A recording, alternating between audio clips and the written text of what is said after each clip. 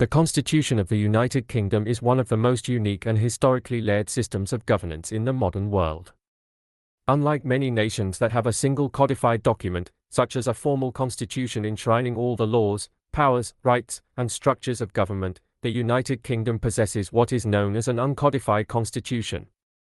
This means that rather than being contained in one document, the constitutional framework of the nation is found across various statutes, common law rulings, conventions, treaties, and documents of historical significance. These sources together create a dynamic and adaptable system which has evolved over centuries, shaped by both tradition and necessity. At the heart of the United Kingdom's constitutional structure are both written and unwritten elements. The written parts include foundational documents such as the Magna Carta, the Bill of Rights, various acts of union, and modern laws like the Human Rights Act. Meanwhile, the unwritten parts are composed of conventions, historical practices, and legal traditions that are not set out in law but are followed as essential customs. The flexibility afforded by this lack of codification allows the Constitution to change over time without requiring formal amendment procedures, which is considered both a strength and a weakness depending on perspective. One of the most historically significant components of the United Kingdom's constitutional order is the Magna Carta, first agreed upon in the early 13th century. Though many of its provisions are now obsolete, the spirit of the Magna Carta has lived on. It introduced the principle that the monarch must act within the law and that certain rights were guaranteed to the people, particularly concerning justice and the use of courts. It also introduced the idea that the monarch must seek counsel before making important decisions, laying a foundational precedent for what would become the institution of Parliament. Following the upheavals of the 17th century, including civil wars and the eventual Glorious Revolution, Parliament gained supremacy over the monarch. This transition was cemented by key documents such as the Bill of Rights and the Claim of Right Act. These acts enshrined the authority of Parliament and declared that the election of its members must be free from interference. It marked the beginning of parliamentary sovereignty, the principle that Parliament is the highest legislative authority and can make or repeal any law. This principle remains a cornerstone of the Constitution today. Over the centuries, the geographical makeup of the United Kingdom also changed through formal unions.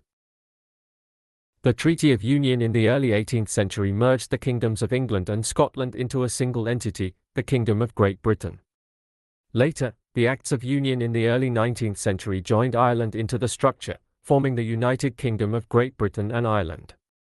However, the Irish Free State eventually gained independence in the early 20th century, reducing the Union to its current form, with Northern Ireland remaining part of the United Kingdom.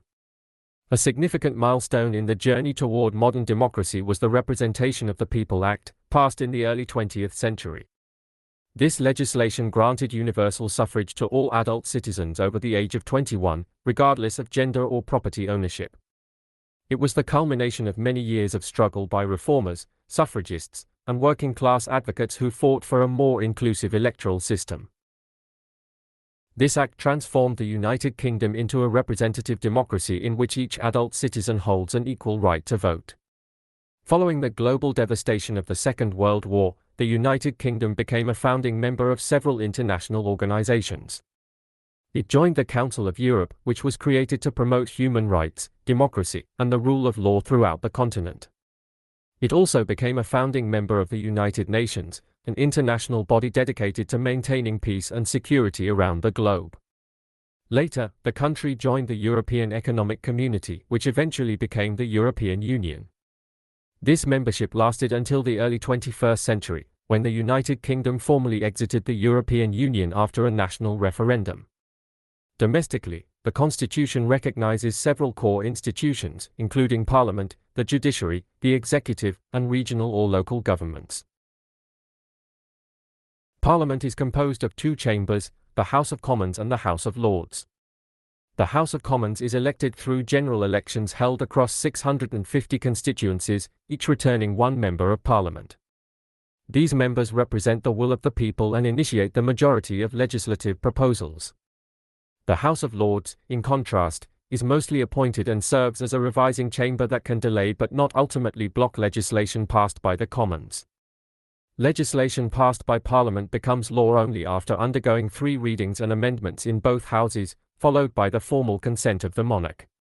Although this royal assent is required by tradition, it has not been refused since the early 18th century. In practice, the monarch serves as a ceremonial figurehead and does not interfere with the decisions of the elected government. All government actions are taken in the name of the Crown, a legal embodiment of the state, but the true power lies with the elected officials and ministers who act on behalf of the public. The executive branch of government is led by the Prime Minister, who is typically the leader of the political party with a majority in the House of Commons. The Prime Minister appoints a cabinet composed of other ministers who oversee departments such as health, education, defense, and the economy.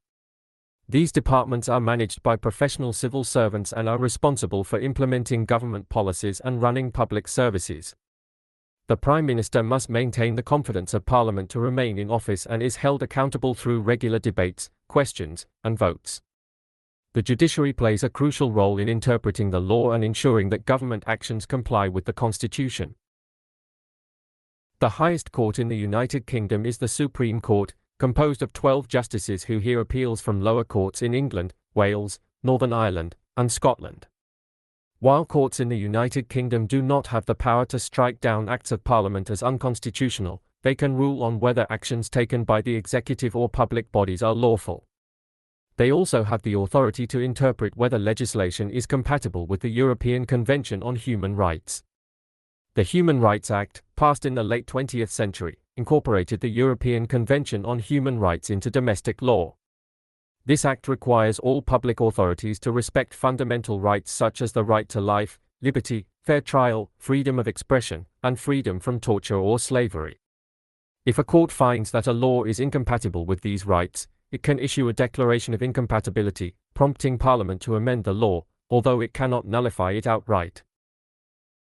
The Act has significantly increased the ability of individuals to challenge the actions of public authorities and has strengthened the rule of law in the United Kingdom.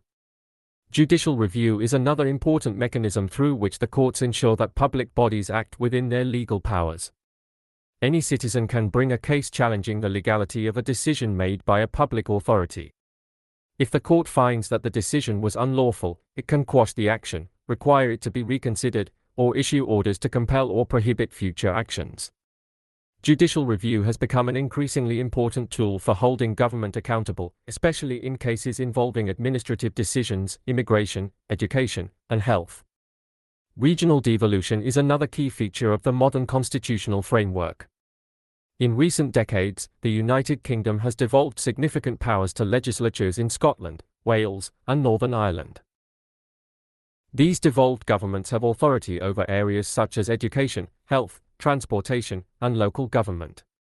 Each region has its own legislature and executive, which are democratically elected and responsible for their respective policy areas. While the central parliament in Westminster retains the power to legislate on matters reserved to the United Kingdom as a whole, such as defense and foreign affairs, the devolved governments have wide latitude to govern domestic matters in their regions. The constitutional role of the monarch, while largely ceremonial, continues to be symbolically significant. The monarch represents continuity and tradition and is regarded as the embodiment of the state. All laws are passed in the name of the Crown, and all public officials act under the authority of the monarch. However, the monarch is bound by constitutional conventions that restrict direct involvement in government. For example, the monarch must appoint the Prime Minister, who can command a majority in the House of Commons, but has no discretion in choosing candidates. In addition to these domestic structures, the United Kingdom is also an active participant in global governance. It is a founding member of the International Labour Organization and the World Trade Organization. These institutions provide forums for cooperation on issues such as labor standards, trade rules, and economic policy.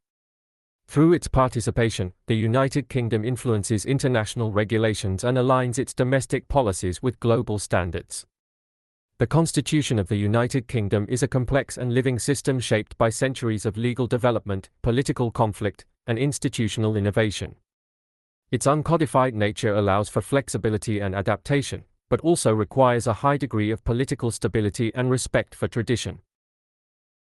At its core, the Constitution is based on principles of parliamentary sovereignty, the rule of law, democracy, and respect for human rights. Through the combined efforts of Parliament, the judiciary, the executive, and devolved governments, the constitutional order continues to evolve, reflecting the changing needs and values of the British people. While challenges remain, especially in areas such as judicial power, human rights, and the balance between central and devolved authority, the Constitution remains a central pillar of public life in the United Kingdom.